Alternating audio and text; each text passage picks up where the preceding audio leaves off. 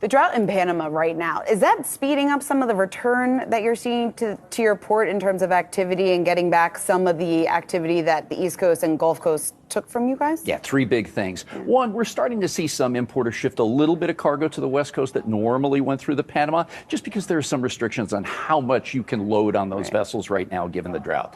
That'll be short term. They'll get some much needed rain, and you'll see those vessels really starting to fill up later on this year and beginning in next. Second, with the dock workers contract that was just ratified in August, that was a pretty quick switch of cargo back to the West Coast, and then coinciding, of course, with a smaller, although muted peak season of holiday goods coming through. All three things happened pretty much at once. This has been a year of labor negotiations. It's one of kind of the major stories that we've been tracking all throughout, whether that is kind of the auto workers union that we continue to watch play out, whether that's actors strike, writers strikes.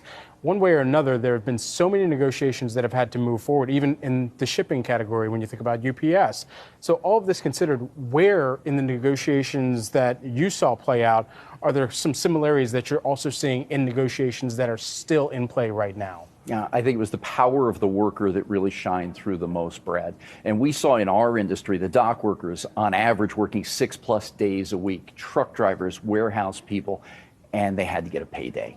And some of these contracts all lapsed near the same time in the summer of 2023, and we're starting to see how that plays through. But the workers needed to get paid, those benefits needed to be in place, and the new cycle of collective bargaining agreements now will take us into the future with an semblance of certainty that we haven't had in some time.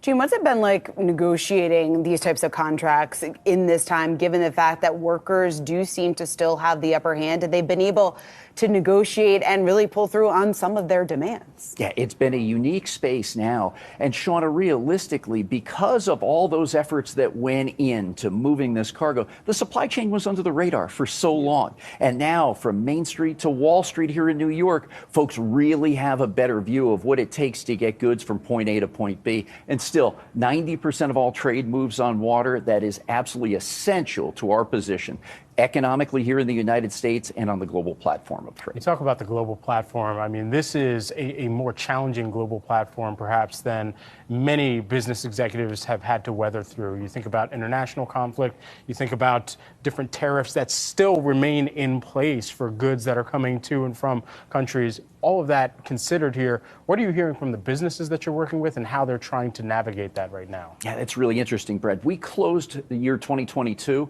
with 57% of our cargo at the Port of Los Angeles tied to China. I don't think we'll see that high water mark again, but it won't fall off the map. They'll still be a dominant trading partner. What I am hearing from companies is similar to what we've been talking about recently, and that's a China plus one strategy, trying to see where you can source, where you can get manufacturing capacity, and how those routes need to take place. And that's investment in Vietnam, Indonesia, Malaysia, Thailand, just to name a few, where you're starting to see growth unlike what we had witnessed before. And lastly, the nearshoring and reshoring effect of North America is real. Just last year, according to the CSCMP, we saw a 27% increase in imports from Mexico to the U.S.